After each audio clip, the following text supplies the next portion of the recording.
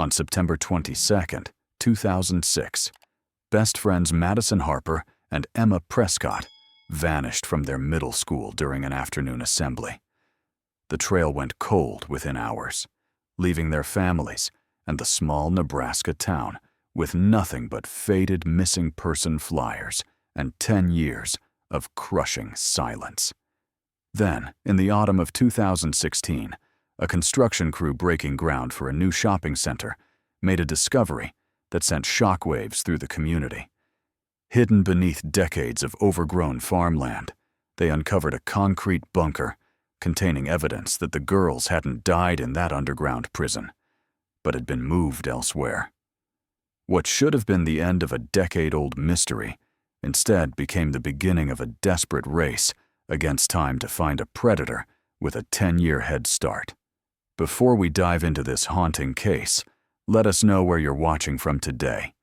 And if you enjoy this content, don't forget to subscribe and hit that notification bell. The impending demolition of the old Harper farmstead wasn't about the crumbling foundation or the stack of unpaid property tax notices yellowing on the kitchen table. It was about the pencil marks on the bedroom doorframe measuring Madison's height, the last mark frozen at 4 feet 3 inches. Catherine Harper sat in the sterile, climate-controlled office of Midwest Development Corporation. The demolition notice spread across the polished conference table like a death certificate. It was October 2016, and the Nebraska autumn wind rattled the floor-to-ceiling windows, a haunting reminder of the chill that had settled into Catherine's bones exactly 10 years ago. "Mrs. Harper, we've been more than patient," said David Morrison, the company's acquisition manager, adjusting his expensive tie with the practiced gesture of someone accustomed to delivering unwelcome news. "The county has approved our development proposal. The construction timeline doesn't allow for further delays." The word patient stuck in Catherine's throat like broken glass. 10 years of searching, of following false leads across 3 states, of mortgaging everything she owned to hire private investigators who promised answers but delivered only empty hope. 10 years of watching her savings evaporate while she clung to the farmhouse like a life preserver in an ocean of despair. "It's not about the money," Catherine said, her voice worn thin by a decade of screaming Madison's name into the void. "This is where she lived, where she played, where she was safe. You can't put a price on the last place your child called home." Morrison had heard variations of this speech before. Rural properties often came with emotional attachments that complicated business transactions. But the Harper case was different. Everyone in Millfield knew the story of the 2 12-year-old girls who had simply evaporated during a school assembly, leaving behind nothing but questions that multiplied like cancer cells in the collective consciousness of the community. "Mrs. Harper," Morrison said, softening his tone with practiced sympathy, "perhaps it's time to consider that holding on to this property isn't healthy. The demolition could represent a new beginning, a chance to—" The shrill ring of Catherine's ancient flip phone cut through his carefully rehearsed compassion. She glanced at the caller ID and felt her heart perform that familiar, painful flutter. Detective Sarah Chen, the state investigator who had inherited the cold case 2 years earlier. Chen usually called on the anniversary of the disappearance, a perfunctory check-in that served only to remind Catherine that another year had passed without answers. This was October, a random Tuesday in October. The timing felt wrong, urgent, weighted with possibility. "Excuse me," Catherine muttered, snatching the phone and stumbling past Morrison's concerned expression, past the receptionist, counting invoices behind bulletproof glass, and out into the crisp Nebraska air that tasted of dying leaves and approaching winter. She leaned against the brick facade of the building, her breath visible in the cold air, her hands trembling as she answered the call. Detective Chen Catherine. Chen's voice was different. Gone was the careful, measured tone of managed grief and bureaucratic limitations. This was sharp, Immediate, electric, with an urgency Catherine hadn't heard in years. "I need you to come to the old Brennan farm off Highway 83, right now." The Brennan farm. Catherine knew it vaguely. A sprawling piece of agricultural land on the outskirts of the county, scheduled for development as part of the same project that threatened her own property. Why, what's happened there? There's been an incident. Construction equipment hit something underground, something that shouldn't be there. Chen's voice dropped to barely above a whisper. "Catherine, we found a structure. An underground structure that someone built and then carefully concealed." The words hit Catherine like physical blows. Structure, underground, concealed. In 10 years of searching, she had imagined every possible scenario. Car accidents, abductions, runaways. But this felt different. This felt tangible in a way that made her knees weak and her vision blur. What kind of structure? A bunker. Concrete walls, reinforced ceiling, designed to be completely hidden. And Catherine. Chen paused, the weight of revelation heavy in her silence. "We found items inside, personal items that suggest children were held there." Catherine closed her eyes, the world tilting on its axis. The demolition notice, the conference room, the 10 years of unanswered questions. Everything condensed into this moment, this phone call, this impossible possibility that the answer had been buried beneath their feet all along. What items? Her voice was barely a whisper. "Among other things," Chen said, her voice gentler now, "we found a small backpack, pink with unicorn patches. Madison's name is written inside in black marker." The world stopped. The traffic on the street fell silent. Even the wind seemed to hold its breath. Catherine had bought that backpack for Madison's first day of 7th grade, had watched her daughter carefully write her name in permanent marker on the fabric tag inside, her tongue poking out in concentration. "Catherine, are you there? I'm coming." The words came from somewhere deeper than conscious thought. "I'm coming right now." She hung up and found herself running toward her car, leaving the demolition notice unsigned on Morrison's conference table. 10 years of searching, of hoping, of dying slowly from the inside out. And it came down to this, a backpack found in a hole in the ground. The drive to the Brennan farm passed in a blur of autumn fields and scattered farmhouses. The familiar landscape suddenly felt menacing. Every barn and silo a potential hiding place, every tree line a possible grave. She gripped the steering wheel until her knuckles went white, her mind racing faster than the engine. A bunker. The word echoed in her head like a funeral bell. Someone had built an underground prison and hidden it so well that a decade of searching hadn't uncovered it. Someone had taken Madison and Emma and buried them alive in a concrete tomb. The thought was so horrific that Catherine had to pull over twice to vomit on the side of the road, her body rejecting the reality that her mind was slowly accepting. For 10 years, the not knowing had been torture, but knowing might be worse. When Catherine reached the Brennan farm, the scene looked like something from a disaster movie. State police vehicles lined the access road, their red and blue lights painting the autumn landscape in alternating waves of urgency. Yellow crime scene tape cordoned off a section of what had once been farmland, now scarred by construction equipment and crawling with investigators in white hazmat suits. Detective Sarah Chen emerged from a cluster of officials near the excavation site, her typically immaculate appearance disheveled by hours of field work. Chen was in her late 30s, a transplant from Lincoln, who had taken over the Harper Prescott case when the previous detective retired. Catherine had initially resented the change, viewing it as another sign that law enforcement was giving up on her daughter. But Chen had brought fresh eyes and new technology to the decade-old mystery, and more importantly, she had never spoken to Catherine with the patronizing pity that characterized most official interactions. "Catherine," Chen said, approaching with that careful walk, police officers develop when delivering life-changing news. "Thank you for coming. I know this must be overwhelming." The understatement would have been laughable if Catherine had possessed the capacity for laughter. Overwhelming didn't capture the sensation of standing on ground that might have been the last place your child drew breath. Overwhelming was insufficient for the possibility that 10 years of searching had been futile, because the answer lay buried beneath their feet the entire time. "Where is it?" Catherine asked, her voice steady despite the earthquake happening inside her chest. Chen gestured toward a section of field where the construction crew's earth-moving equipment had been abandoned. The massive excavator sat motionless, its bucket still half buried in soil, like a sleeping giant interrupted mid-feast.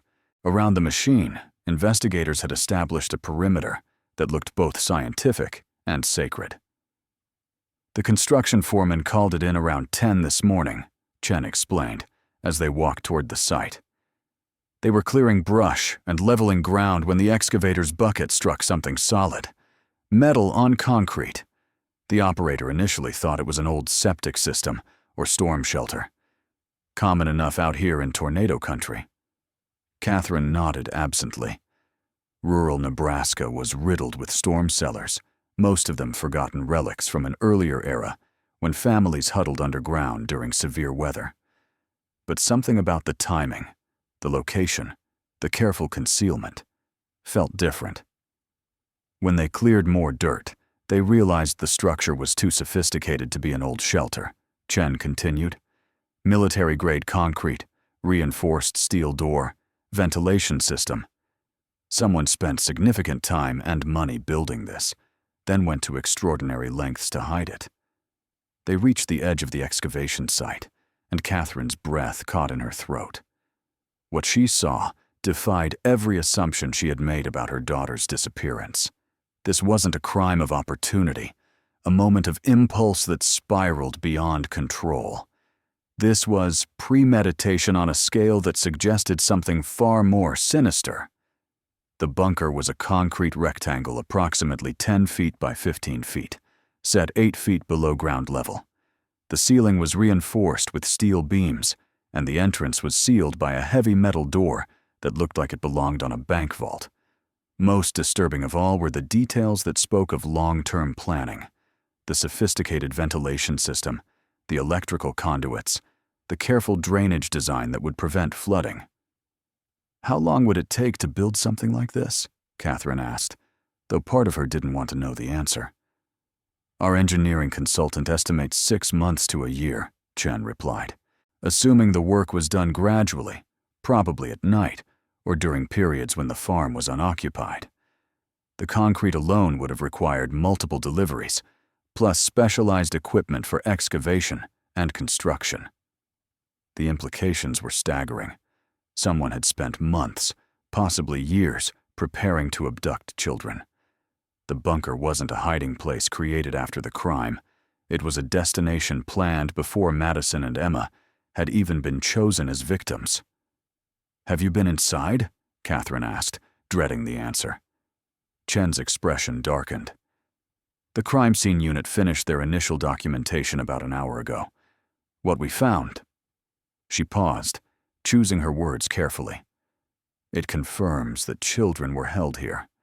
Multiple children, over an extended period." The revelation hit Catherine like a physical blow. Multiple children. The word suggested a predator who had been operating far longer than the 10 years since Madison and Emma's disappearance. How many families had endured the same agony? How many parents had spent sleepless nights wondering if their child was still alive somewhere in the darkness? "The backpack," Catherine said, forcing herself to focus on what she could handle. "Madison's backpack. Where did you find it?" Chen led her to an evidence table that had been set up near the site. Even encased in a clear plastic evidence bag, Catherine recognized it immediately. The pink fabric had faded, and several of the unicorn patches were missing, but the careful block letters spelling out Madison Harper remained visible on the inside tag. "It was in the northwest corner of the bunker, along with other personal items," Chen explained. Clothing, shoes, a few toys. The forensics team is cataloging everything, looking for DNA evidence and clues about the perpetrator's identity. Catherine stared at the backpack, memory flooding back with painful clarity. Madison's 13th birthday was approaching when she disappeared, and she had been begging for a more mature backpack to replace the unicorn design. "I'm not a baby anymore, Mom," she had argued during their back-to-school shopping trip. But Catherine had insisted on keeping the unicorns one more year, secretly loving that her daughter wasn't ready to abandon all traces of childhood. Now those same unicorns stared back at her through plastic, evidence of suffering that Catherine couldn't bear to fully contemplate. Was she? Catherine began, then stopped. Some questions were too dangerous to ask, too horrific to answer. The possibilities were endless, and all of them led to places her mind refused to go. "We don't know what happened to the children," Chen said gently, understanding the unfinished question. "But Catherine, there's something else. Something that changes everything we thought we knew about this case." Chen gestured toward the bunker entrance, where investigators were still working. "Based on the evidence inside, we believe the perpetrator maintained this location for several years. But here's what's puzzling. There are no remains. No indication that anyone died in that bunker." Catherine felt a flicker of something she had almost forgotten how to feel. Hope was dangerous. It had nearly destroyed her multiple times over the past decade. But the absence of bodies suggested possibilities she had never dared consider. "What does that mean?" she whispered. "It means," Chen said carefully, "that whoever did this kept the children alive, at least initially, and at some point, they moved them somewhere else." The implications were both terrifying and encouraging. If Madison had survived the initial abduction, if she had lived through whatever nightmare the bunker represented, there was a chance, however small, that she might still be alive somewhere. But it also meant that a predator capable of such elaborate planning and long-term organization was still out there, possibly with an 8-year head start. "Dr. Martinez from the State Forensic Laboratory is working on the physical evidence," Chen continued. "DNA samples, fingerprints, anything that might identify the perpetrator. We've also got a team analyzing the construction materials, looking for purchase records or unique characteristics that might lead us to the builder." Catherine nodded numbly, her mind struggling to process the magnitude of what they had uncovered. For 10 years, she had lived in the limbo of not knowing, tortured by endless possibilities and scenarios that played on repeat in her dreams. Now, suddenly, they had concrete evidence, literally, that someone had planned and executed an elaborate scheme to abduct and imprison children. "What can I do?" she asked, the question emerging from some deeply buried part of her that still believed in action and fighting back against the darkness that had swallowed her daughter. "Right now. Go home. Try to rest. I know that sounds impossible, but you're going to need your strength for what comes next." Chen's expression was grave. "This investigation is about to become a multi-state operation. FBI involvement, media attention, the works. It's going to be intense." Catherine looked back at the excavation site, at the concrete tomb that had hidden its secrets for so long. Somewhere out there was a person who had built this place, who had taken her daughter and others, who had planned and executed horrors she could barely comprehend. After 10 years of helplessness, she finally had an enemy with form and substance. "Detective Chen," she said, her voice stronger now, filled with a determination that surprised them both. "I want to help find him, whatever it takes." 3 days after the discovery at the Brennan farm, the investigation had exploded into a media circus that transformed quiet Millfield, Nebraska, into the center of a national nightmare.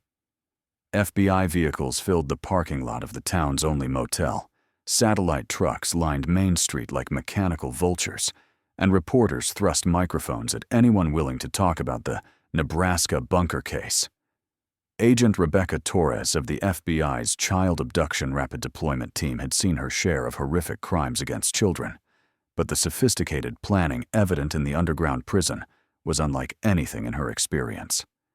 Torres was a 20-year veteran of the Bureau, a specialist in cases involving organized predators and long-term abduction scenarios. Her reputation for bringing missing children home had earned her assignments across the country, but the Nebraska case presented unique challenges. The level of preparation is extraordinary, Torres explained to the Joint Task Force assembled in the Millfield Community Center, the town's largest public space. Local and state police, FBI agents, forensic specialists, and victim advocates filled folding chairs arranged in the gymnasium where Madison Harper and Emma Prescott had once played basketball during recess. Our forensic analysis indicates the bunker was constructed over a period of 18 months, beginning sometime in 2004, Torres continued, clicking through crime scene photographs that transformed the cheerful community center into something resembling a war crimes tribunal. The perpetrator used military-grade materials, sophisticated ventilation systems, and construction techniques that required significant expertise. Catherine Harper sat in the front row, flanked by Emma's mother, Jennifer Prescott, and victim advocate Maria Santos. The two mothers had grown close during the decade-long search for their daughters, bonded by shared anguish and the kind of desperate hope that outsiders couldn't understand. Jennifer was smaller and quieter than Catherine, worn down by years of anxiety medications and sleepless nights. But she possessed a core of steel that had kept her functioning when most people would have collapsed. Agent Torres, Catherine raised her hand, her voice cutting through the technical discussion like a blade. What about the other children? The evidence suggests multiple victims. Do we know how many families are living through what Jennifer and I have experienced? Torres paused, consulting her notes with the careful precision of someone delivering devastating news for a living. Based on the physical evidence recovered from the bunker, we believe at least 6 children were held there over a period of several years. Items of clothing, personal belongings, even some artwork scratched into the concrete walls. The number hit the assembled crowd like a physical force. 6 children. 6 families destroyed. 6 sets of parents who had spent years wondering if their child was still alive somewhere in the darkness. The timeline is still being established, Torres continued, but we believe the first victim may have been abducted as early as 2003. Madison and Emma appear to have been among the last, if not the final victims held at this location. Catherine felt Jennifer's hand find hers, their fingers interlocking with the desperate strength of drowning people. 6 other families had endured their nightmare. 6 other mothers had stood in police stations filing missing person reports. 6 other fathers had driven rural roads, calling their children's names into the void. The absence of remains at the site is both encouraging and troubling, Torres admitted. It suggests the perpetrator kept the children alive, at least initially, but it also indicates a level of organization and planning that exceeds typical predator behavior. We're likely dealing with someone who had resources, expertise, and a long-term strategy. Detective Chen raised her hand. What about construction records? Someone building a structure this sophisticated would have needed materials, equipment, probably specialized tools. There should be a paper trail. We're working that angle, Torres replied. The concrete alone would have required multiple deliveries. The steel reinforcement, the electrical components, the ventilation system, all of it had to be purchased somewhere. Our team is analyzing supplier records across a 3-state region, looking for patterns or unusual purchases. Catherine found herself thinking about the timeline Torres had outlined. Construction beginning in 2004, first victims in 2003. Someone had been planning to abduct children before Madison had even started middle school, before she had developed the personality quirks and interests that made her unique. To the predator, She had been nothing more than a future commodity, a slot to be filled in an underground inventory. "There's something else we need to discuss," Torres said, her expression growing even more grave. "The sophistication of the bunker, the careful concealment, the long-term planning. All of this suggests we're dealing with someone who has experience, someone who may have done this before, possibly in other locations." The implication hung in the air like toxic gas. Multiple bunkers, multiple communities devastated by a predator who moved systematically from place to place, leaving buried nightmares in his wake. "Are you saying there could be other sites?" Jennifer spoke for the first time, her voice barely above a whisper. "It's possible," Torres admitted. "We're coordinating with field offices across the Midwest, looking for similar construction patterns, missing children cases that might fit the profile. If our perpetrator has been operating for over a decade, the Nebraska site might not be his only installation." Catherine stood up, her chair scraping against the gymnasium floor, with a sound that seemed unnaturally loud in the suddenly silent room. "You keep calling him the perpetrator, the predator, like he's some kind of force of nature. He's a person. He has a name, a history, probably neighbors who think he's normal. What do we know about who he actually is?" Torres appreciated the directness of the question. Victim families often got lost in the technical aspects of investigations, but Catherine Harper had cut straight to the heart of what mattered, identifying and capturing the individual responsible. "Our behavioral analysis unit has developed a preliminary profile," Torres said.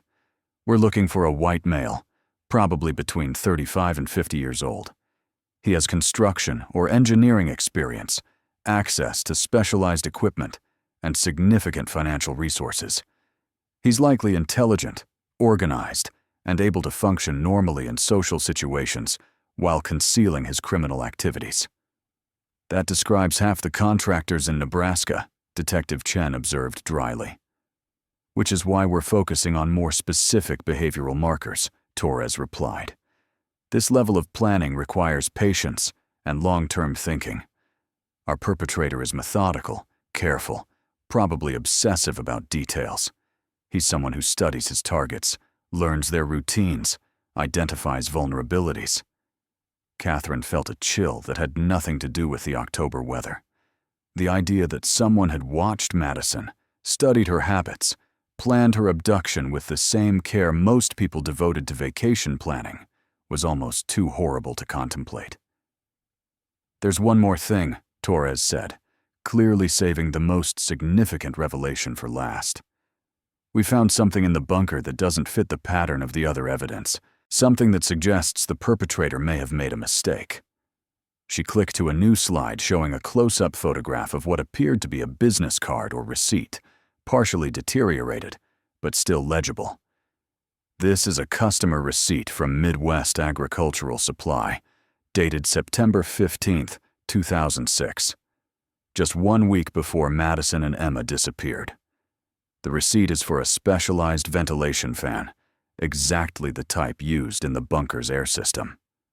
The room erupted in murmurs of excitement and speculation. After 10 years of searching for clues, they finally had something concrete, a direct link between the perpetrator and a local business. "The receipt shows a cash purchase," Torres continued, "but it includes a partial vehicle license plate number that was recorded for the store's security log. We're running that plate through motor vehicle databases now, cross-referencing with our suspect profile." Catherine found herself holding her breath.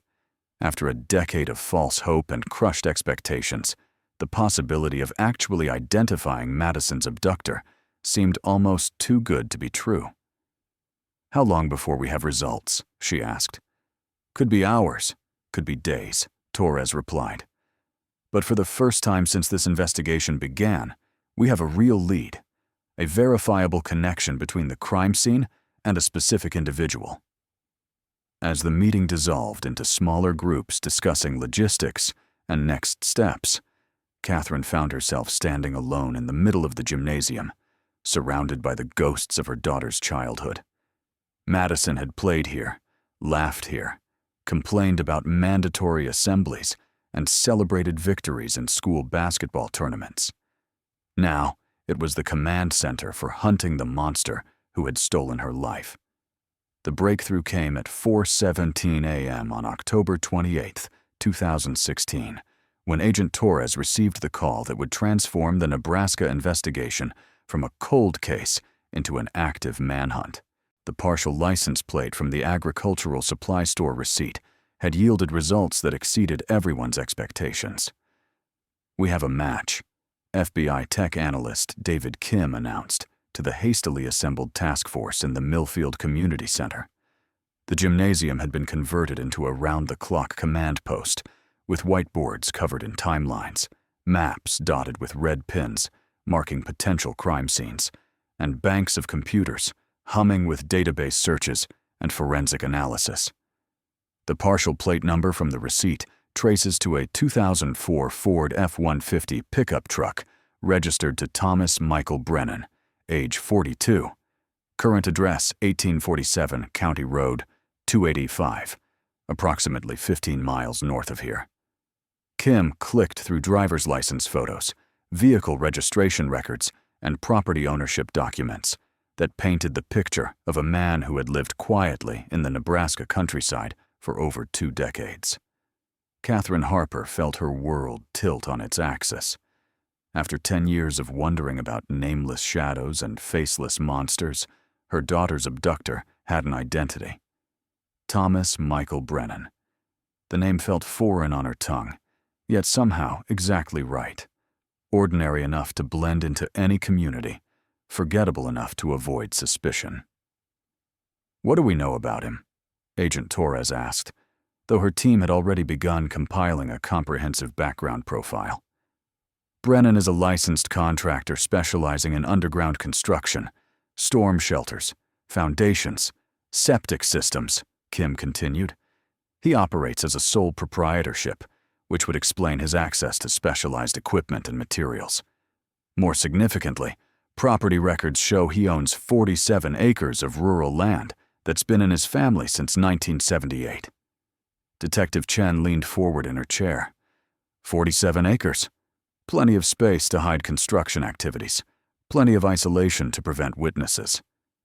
"There's more," Kim said, his expression growing darker. "Brennan has a criminal history. Arrested in 1997 for attempted abduction of a minor in Council Bluffs, Iowa. Charges were reduced to disorderly conduct due to lack of evidence.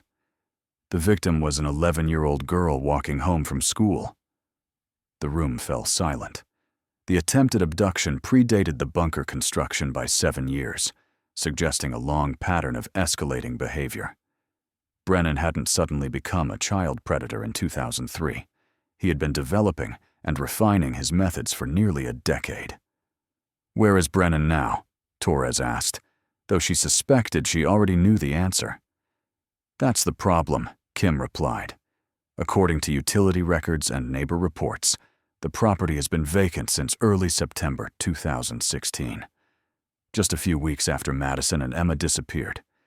It appears Brennan abandoned the location immediately after the abductions." Catherine felt her hope deflate like a punctured balloon. After 10 years of searching, and less than a week after discovering the bunker, their primary suspect had vanished with a 10-year head start. The trail that had seemed so promising suddenly felt as cold as it had been for the past decade. Financial records show Brennan withdrew his entire bank account balance, approximately $47,000, on September 25, 2006, 3 days after the girls disappeared. Kim continued. "Since then, there's been no credit card activity, no employment records, no utility connections, no motor vehicle registrations. He's completely off the grid." Agent Torres studied the photographs of Brennan's abandoned property displayed on the command center's monitors. The farmhouse looked exactly like thousands of others, scattered across rural Nebraska. Modest, well-maintained, utterly unremarkable. Only the knowledge of what had been buried beneath the adjacent field transformed it into something sinister. Have we searched the property? Torres asked. Initial sweep was completed yesterday, Detective Chen replied. The house is empty but not damaged. Personal belongings left behind suggest Brennan departed quickly, but with some planning. He took clothing, documents, anything that might identify him, but left furniture and household items. What about the basement, outbuildings, other potential hiding places? We found a workshop in the barn with concrete mixing equipment, industrial drilling tools, and construction blueprints. The forensics team is analyzing everything, looking for DNA evidence or clues about other possible locations. Catherine stood up abruptly, her chair scraping against the gymnasium floor. The measured discussion of evidence and procedure felt inadequate, given the magnitude of what they had discovered. Somewhere, possibly still alive after 10 years, Madison and the other children were waiting for rescue, while investigators debated search protocols. He's had 10 years to disappear, Catherine said, her voice cutting through the technical discussion. 10 years to assume a new identity, move to a different state, maybe even continue abducting children. While we're cataloging tool marks and analyzing concrete samples, he could be building another bunker somewhere else. The stark truth of Catherine's words hung in the air like toxic gas.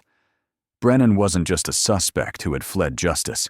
He was a mobile threat who carried his expertise and predatory behavior wherever he went. Mrs. Harper raises a valid concern, Torres acknowledged. This investigation can't be limited to Nebraska. We need to coordinate with field offices across the region, looking for similar construction patterns, missing children cases that might fit Brennan's profile. Agent Kim pulled up a map of the Midwest on the main display monitor. Based on Brennan's known movement patterns and the timeline of the bunker construction, we're focusing on a geographic zone encompassing parts of Nebraska, Iowa, Kansas, Missouri, and South Dakota, anywhere within a reasonable driving distance from his base of operations. Red dots began appearing on the map as Kim accessed the FBI's database of unsolved child abduction cases. Each dot represented a family destroyed by tragedy, parents who had endured the same nightmare that had consumed Catherine and Jennifer for 10 years. Preliminary analysis shows 43 unsolved child disappearances in this geographic area between 2003 and 2016, Kim announced. Obviously, not all of these are related to Brennan, but even if he's responsible for a fraction of them, the implications were staggering. Brennan might not have been an isolated predator operating from a single location. He could have been systematically moving through rural communities, identifying vulnerable children, and building hidden prisons wherever he established temporary residence. There's something else, Kim said, his voice dropping to barely above a whisper. Analysis of the concrete used in the bunker shows trace elements consistent with aggregate quarries in western Iowa. The electrical components were manufactured by a company based in Kansas City. The ventilation system includes parts that were distributed exclusively through agricultural supply stores in a 3-state region. What does that tell us? Catherine asked, though she sensed the answer would be difficult to hear. It suggests Brennan didn't build just one bunker, Kim replied. The materials procurement pattern indicates someone who was familiar with suppliers across multiple states, someone who knew where to purchase specialized components without arousing suspicion. Agent Torres felt the familiar weight of a case that was expanding beyond manageable parameters.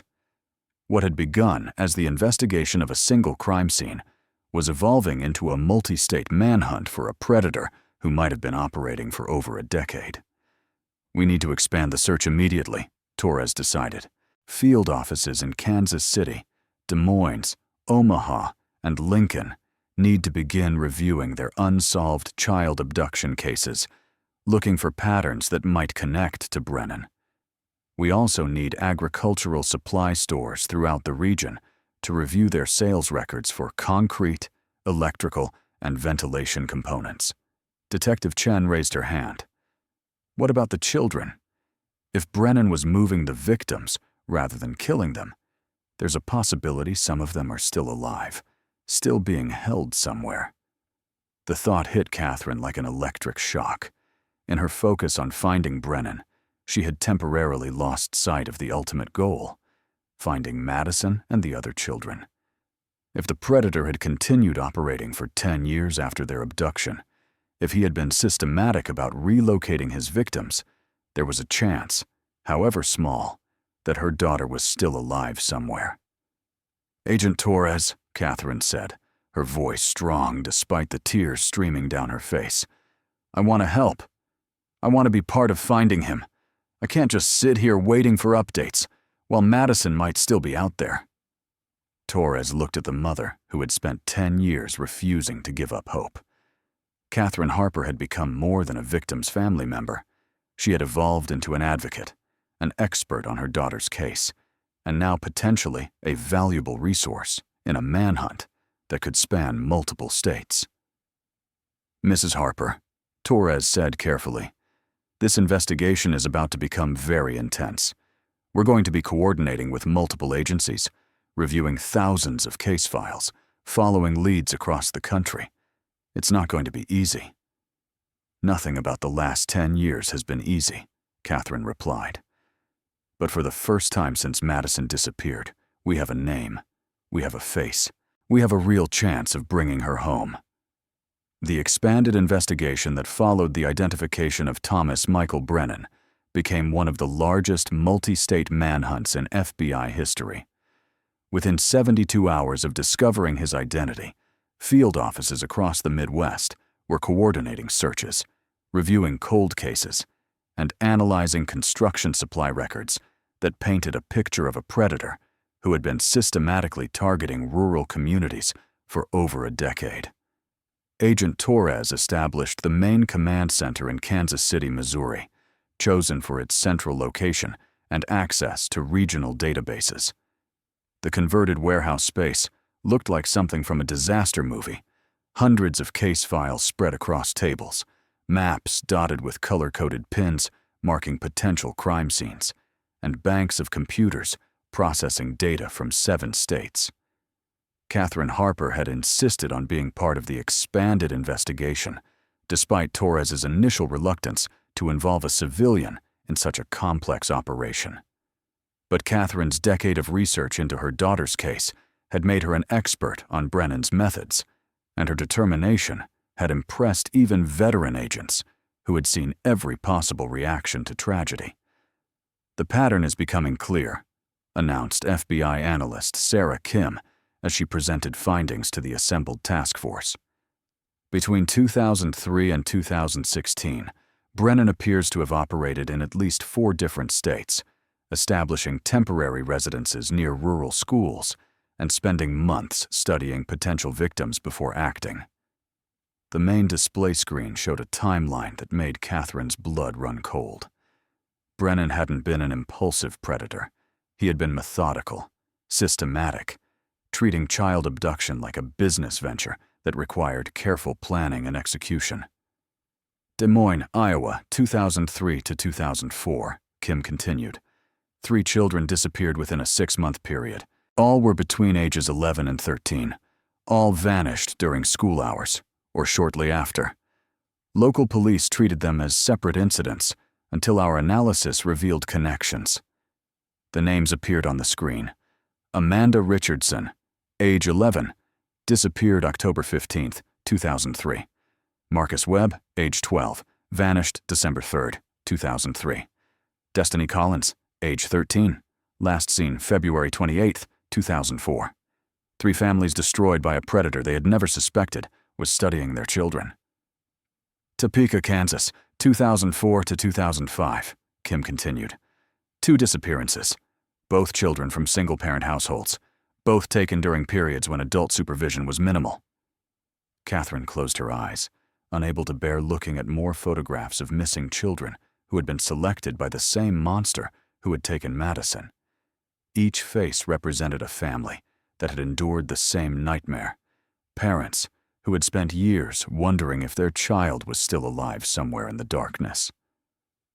Lincoln, Nebraska, 2005 to 2006, Kim said, reaching the final phase before Brennan's arrival in Millfield. One disappearance that we can definitively link to Brennan. 7-year-old Timothy Walsh, taken from a playground while his mother was talking with another parent. Agent Torres studied the timeline, looking for patterns that might predict Brennan's next move. What caused him to leave each location? Were there investigative pressures, changes in law enforcement attention? In Des Moines, a witness reported seeing a man in a pickup truck watching children at recess, Kim replied. Local police increased patrols around schools, possibly making Brennan nervous about continued operations there. In Topeka, there were no specific triggers we can identify. He may have simply exhausted the pool of suitable targets. The clinical language felt insufficient to describe the horror of what they were discussing. Suitable targets. Pool of victims. The words transformed children into commodities, reducing Madison and the others to inventory in a predator's systematic operation. What about after 2006? Catherine asked, dreading the answer. If Brennan fled Nebraska after taking Madison and Emma, where did he go? What has he been doing for the past 10 years? The question hung in the air like toxic gas. Everyone in the room understood the implications. If Brennan had continued operating, there were more victims, more families devastated by his methodical predation.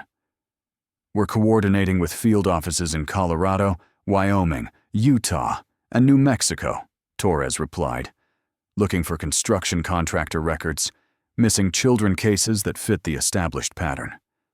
But Brennan had a 10-year head start, and he's proven extremely careful about covering his tracks. Catherine felt the familiar weight of helplessness settling onto her shoulders.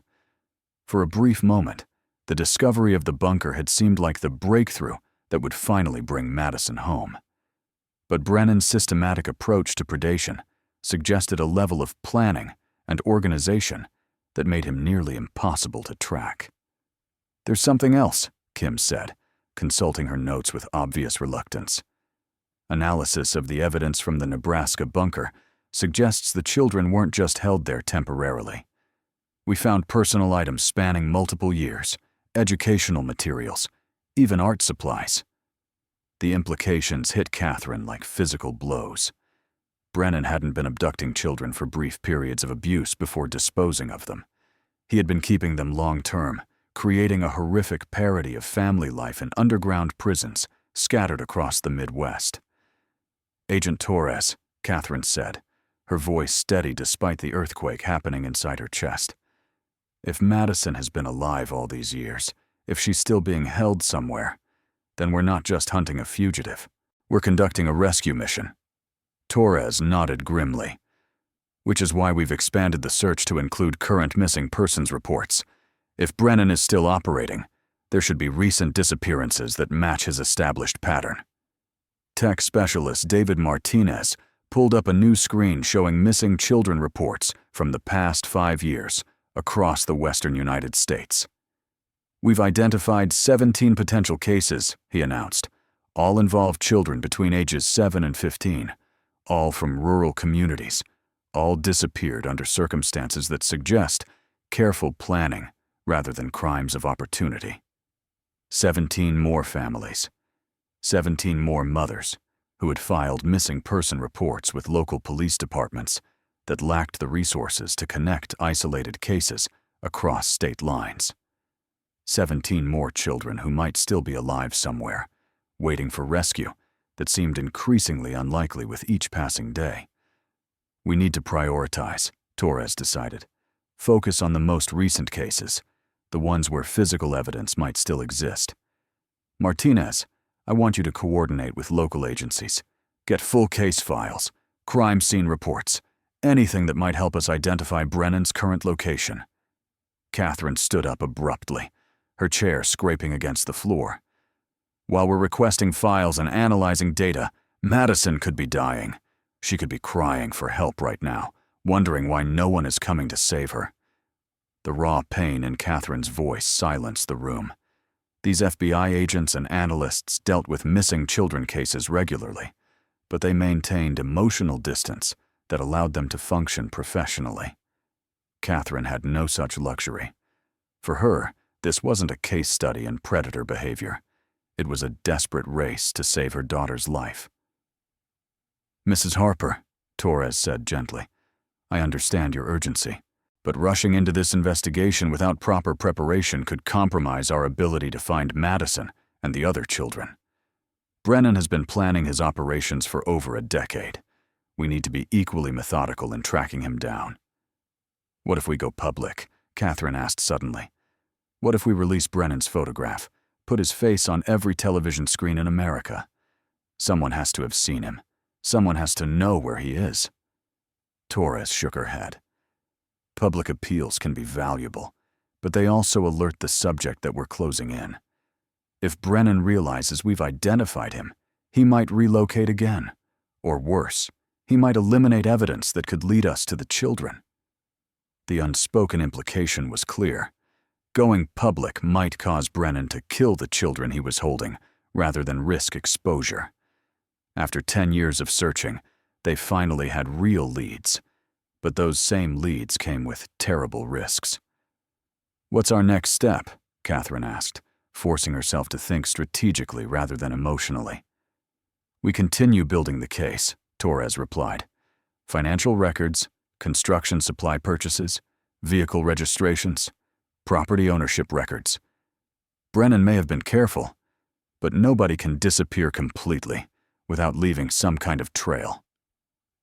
As the task force disbanded for the evening, Catherine found herself staring at the photographs of missing children that covered one entire wall of the command center.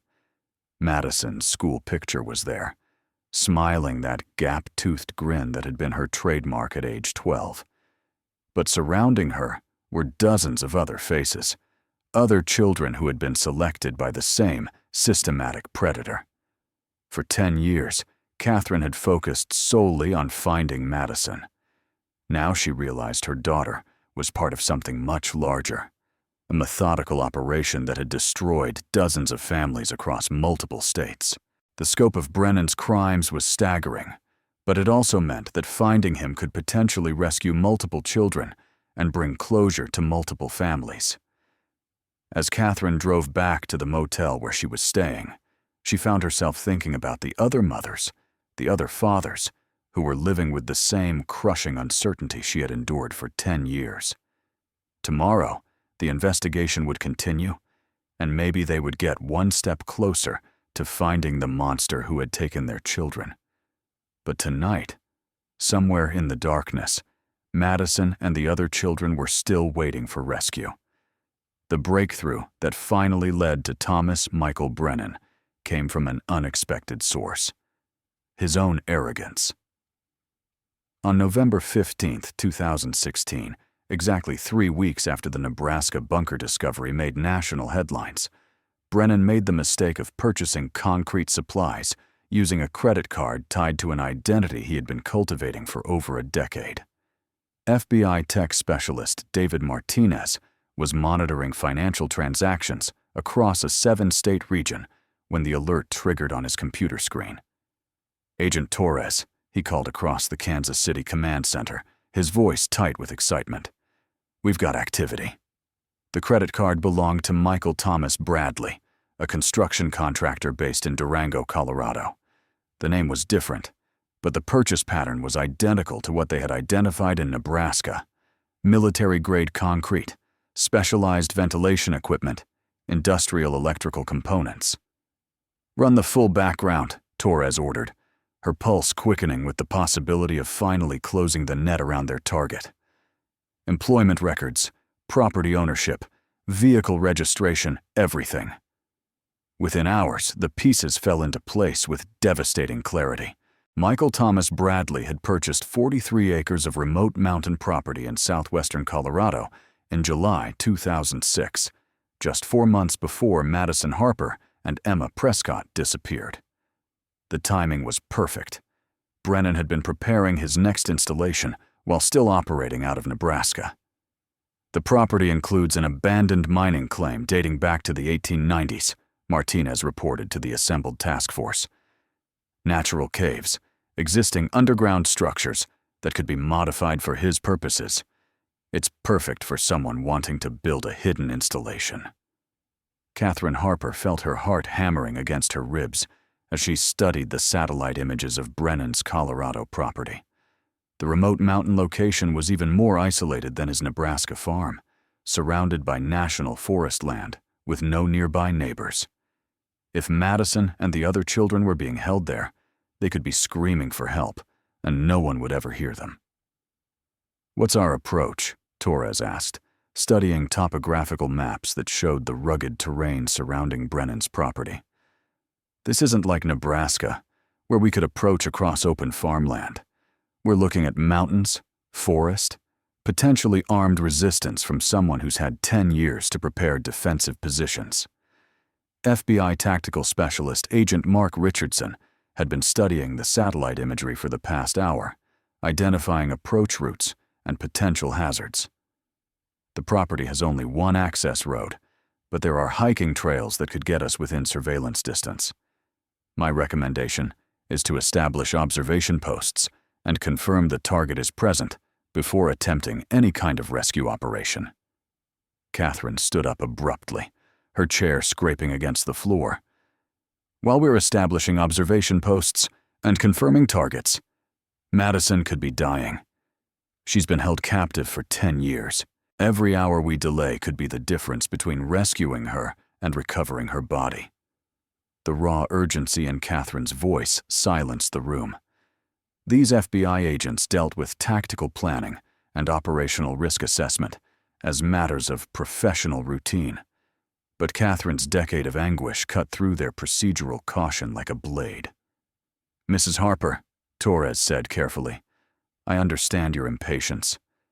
But if we move too quickly and alert Brennan to our presence, he could eliminate the children rather than risk exposure. We need to be strategic about this." "What if you're wrong?" Catherine asked, tears streaming down her face.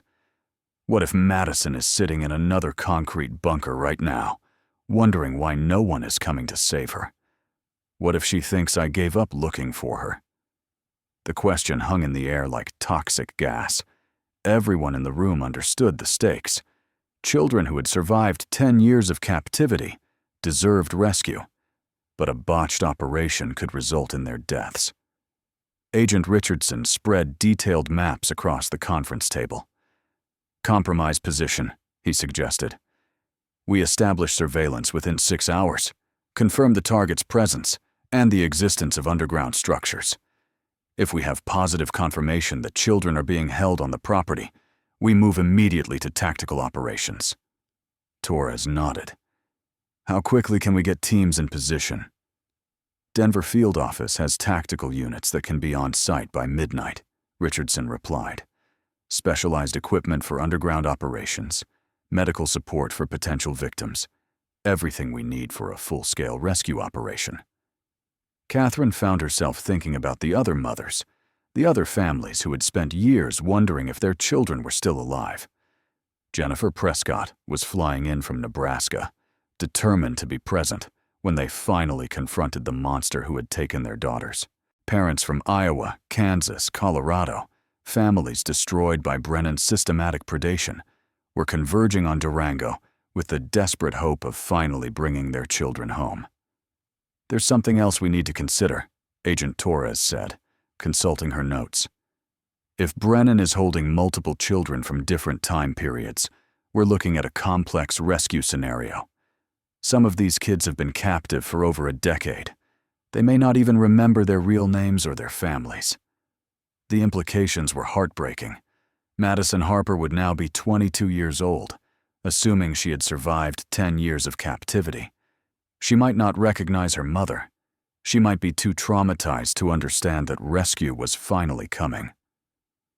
"We'll have medical and psychological support teams standing by," Torres continued. "Specialists who work with long-term captivity cases, people who understand the kind of trauma these children have endured." At 11:47 p.m. on November 16, 2016, FBI surveillance teams confirmed what everyone had hoped and feared. Thomas Michael Brennan was present on the Colorado property, and there were clear signs of underground construction consistent with his established pattern. "We have positive identification of the target," Agent Richardson reported, via encrypted radio to the command center in Durango. "Subject appears to be maintaining a compound with multiple outbuildings and confirmed underground access points. Thermal imaging suggests the presence of multiple individuals in subterranean locations." Multiple individuals. The words hit Catherine like physical blows. After 10 years of not knowing, they finally had confirmation that her daughter might still be alive, might be waiting for rescue just a few miles away. "What's the tactical plan?" Torres asked, though she already knew the answer. "Simultaneous breach at first light," Richardson replied. "Multiple entry teams, specialized equipment for underground operations, medical support standing by. We go in fast, secure the property, and get those children out of there." Catherine found herself unable to sleep during the final hours before the rescue operation. She stood on the balcony of her motel room, looking out at the Colorado mountains that might contain her daughter, and tried to prepare herself for what they might find. 10 years of captivity could break a person's mind. Madison might not remember her childhood, might not recognize the mother who had never stopped searching for her. She might be so traumatized by her experiences that recovery would take years, if it was possible at all. But she might also be alive. She might be waiting for rescue, hoping that someone, somewhere, was still looking for her. At 5:45 a.m. on November 17, 2016, FBI tactical teams simultaneously breached the Colorado compound from 3 different directions. What they found underground exceeded their worst fears and highest hopes. A sophisticated installation where 13 children, ranging in age from 8 to 24, had been held in conditions that defied description. Madison Harper, now 22 years old, was among the survivors. The reunion between Catherine and her daughter took place in a hospital room in Denver, with trauma specialists and medical personnel standing by. Madison was thin, pale, and clearly suffering from the psychological effects of long-term captivity. But she was alive. "Mom," Madison whispered, her voice barely audible. "I knew you would find me. I never stopped believing you would find me." Thomas Michael Brennan was arrested without incident and charged with multiple counts of kidnapping, child endangerment, and sexual assault across 4 states. The investigation revealed that his systematic operation had victimized at least 27 children over a 13-year period, making it one of the largest child predation cases in FBI history. The Colorado compound was demolished after forensic teams finished processing the scene, but not before investigators discovered detailed records that Brennan had kept of his victims. The documents led to the location of additional installations in Wyoming and Utah, resulting in the rescue of 6 more children and the recovery of remains that finally brought closure to families who had waited decades for answers. Madison Harper's recovery was slow but steady. With intensive therapy and the unwavering support of her mother, she gradually reclaimed pieces of her identity that had been stolen during her captivity. She never fully recovered from her trauma, but she survived. And for Catherine, survival was enough. The case transformed federal law enforcement's approach to missing children investigations, leading to enhanced coordination between agencies and new protocols for identifying systematic predators who operate across state lines. But for the families involved, the most important outcome was simpler. Their children came home. In the end, the bunker beneath the Nebraska farmland had been more than a crime scene. It had been the key that unlocked one of the most sophisticated child predation operations in American history, and ultimately, the path that led 13 children back to the light.